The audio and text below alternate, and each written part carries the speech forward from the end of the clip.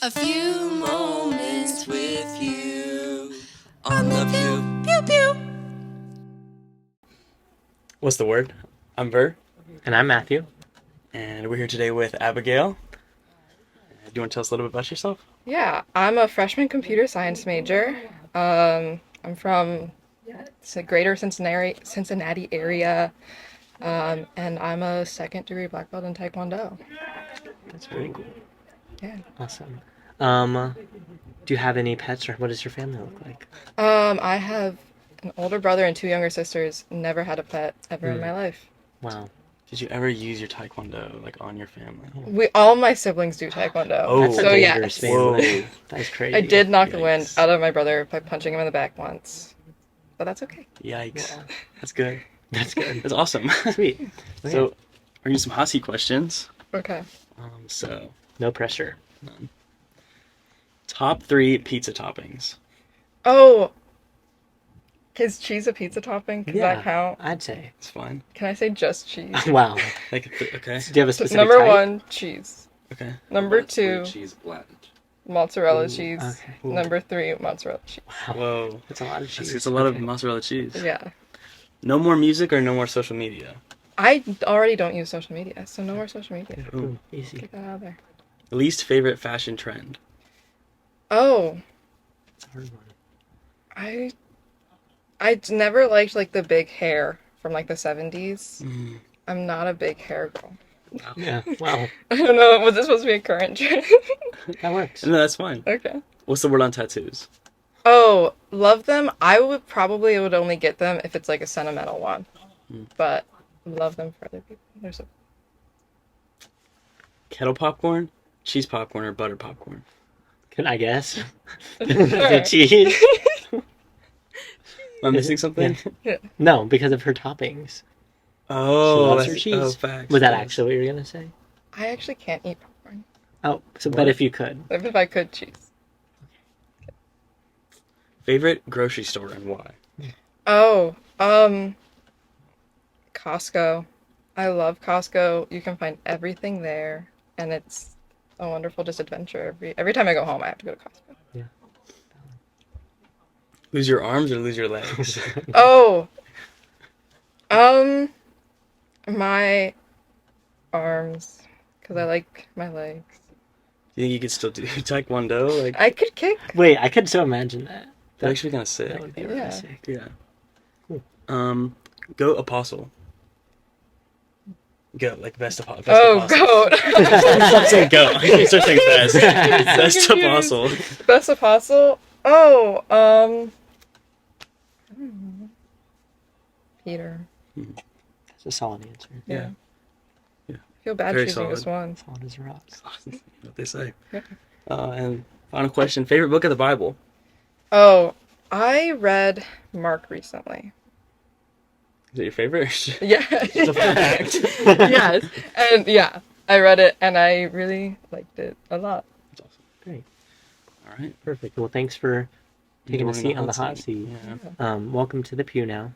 So you wanted to come on to the podcast today to talk about relationships, and your kind of story with that. And so I guess to start us off, like, how do you think someone can demonstrate like good communication in a relationship, and like maybe how you demonstrate that or how you see that in other people around Yeah. you? Communication, it always seems like it's something that should be so easy because it's like, oh, just tell people how you're feeling. But in reality, it's really not, because when you're in really any relationship, like specifically romantic relationship though, you care so deeply for that person already, and you don't want to hurt their feelings with anything you say or any actions that you do. So it's like hard to navigate when to say something or how to say it, which I think is like the most important thing is how you approach your conversations. Because it's like, I don't want to come at you with what feels like an attack when I feel like I'm already hurt, because that's how you start an argument. So it's like a tough thing to navigate, and something that's like you have to make sure you put up good boundaries for, and like have a conversation on how to have conversations, Yeah. which can be fun, but that's definitely very difficult to do, especially in a new relationship. Yeah. And would you say like with this communication, or like us seems like communication is important too. Like, has it always been like that, do you think? Yeah, I was in a long-term relationship in high school for 3 years, and communication, I never felt like I was being heard. So after I got out of that relationship, I realized how important it is to feel heard with your relationships. Because you never want to like feel like you're walking on eggshells around a person, and it's just like you're kind of in this like constant state of fear when you're supposed to be with someone who loves you and makes you feel loved. So. Yeah. Awesome. Thank you. Yeah. And you mentioned like the importance of like setting healthy boundaries, and like how do you like approach like setting healthy boundaries in a relationship? Yeah, again, like boundaries and communication go hand in hand, but it's again difficult to set up boundaries. So I do currently have a boyfriend, and when I started that relationship, I was like, okay, so here are my boundaries. What are yours? And it was like just like a conversation that had to happen because I knew if I didn't do it immediately, I'd let that person walk all over me and not tell them, hey, this was actually a boundary. So if I was upfront about it, then we could like start on a good footing without having to navigate like what like trying to figure it out, because I don't want him to feel like he's ever making me uncomfortable on purpose, because if he doesn't know something about me, then he doesn't know that it hurts. But if he already knows it about me, then if he does it, then we can have like a bigger conversation about it. Yeah. Yeah. Yeah, and not to like get too personal or anything, but like comparing your two relationships, like has like your new approach to like healthy boundaries, like can you see like an impact like in your current relationship? Oh, definitely. I have never felt more respected in my life by someone in a relationship. It definitely has helped a lot to have that constant communication and boundary setting.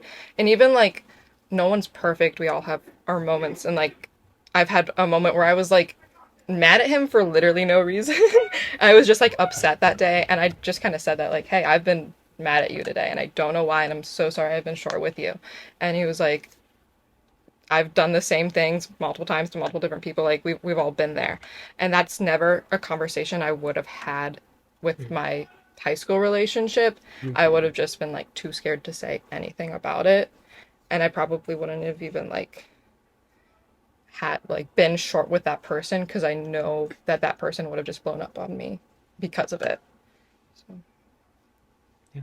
Awesome. And what do you think like are some of the like warning signs or like red flags that you might look out for in a relationship, whether it be like a romantic one or even just like a friendship? Yeah, definitely one of the biggest red flags is like not feeling respected once you've like set those boundaries and had those conversations, and feeling like you're walking on eggshells all of the time with that person. And then also like with communication, not being able to have healthy communication with that person. If you like try to start a conversation and it just turns into name calling or like just like bickering back and forth, that's not what a relationship is. That's not how you resolve any issues. So if that person just always seems like they're attacking you when you're trying to have like an adult conversation, that's one of my biggest red flags. And yeah, just like not supporting you and all that you want to do. I think there can be a lot, which is really scary. Yeah. It can be really scary, and it's really hard when you don't realize those red flags initially, because once you're already like 2 or 3 months in, and then you realize something about that person, you're like, how do I like ruin what is a good thing right now because I feel uncomfortable about a new thing. So definitely establishing that good communication will allow you to kind of point out the red flags. Yesterday I sat down with my boyfriend and I was like, so what are any red flags that I have? Because I was like, is there anything that I'm doing that's making you uncomfortable? And we just kind of had an honest conversation about that, which was healthy and good and great. Wow, That's awesome. that is awesome. With like again with like both of your relationships, do you think that like once it's gone like so far, have you like been able to salvage like sort of like unhealthy like relationship communication patterns, or is it sort of just like gone at that point? Yeah, that's definitely hard. I think with the right person, you could definitely figure something out if you've been in that place before. Like with my 3-year relationship, we were never in that good, healthy place. Oh, wow. So it was never like, we started dating when I was 14. So it was like we couldn't be mature enough already. And then when it started to grow into something that was more uncomfortable and more abusive, it was like I felt like I couldn't bring it up at that point. But I was like, oh, it was also my first relationship. So it's like this is a relationship. Yeah. This is what you do. But it's not. Fun fact. Fun fact. So with that, like when it was gone, it was gone. But like with friendships, definitely like you'll have your moments with people, and I think there can be ways to salvage those relationships, but it takes a lot of growth individually. So I don't like the term like break when it's like, oh, we'll take a week and like reevaluate. But sometimes you do need to say like, hey, for the foreseeable future, I can't speak to you. And maybe we'll come back together. Maybe we won't. Hopefully we do. Mm-hmm. But I think that's important when it comes to salvaging relationships, is what can you personally do first.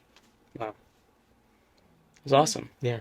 I think something that you said that stuck out to me, I think a lot of what you shared like involved like you and your boyfriend, or so like a romantic relationship. But I think, and you've even like hinted and talked about it a little bit as well, but like communication is like so important for like all friendships, all relationships.